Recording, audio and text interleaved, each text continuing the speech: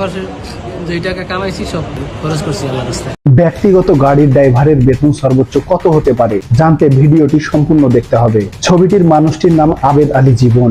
SI ছিলেন বাংলাদেশ কর্ম commission PSC chairman এর গাড়ির ড্রাইভার। এ চাকরি করে ঢাকায় 2টা বহুতল বিশিষ্ট বাড়ি করেছেন, কুয়াকাটায় গড়েছেন 5 তারকা হোটেল, এমনকি তার নিজ জেলা মাদারীপুরে গড়েছেন আলিশান প্রাসাদ। তার ছেলে মার্সিডিজ গাড়িতে চলাফেরা করে লাক্সারি লাইফ লিড করছেন।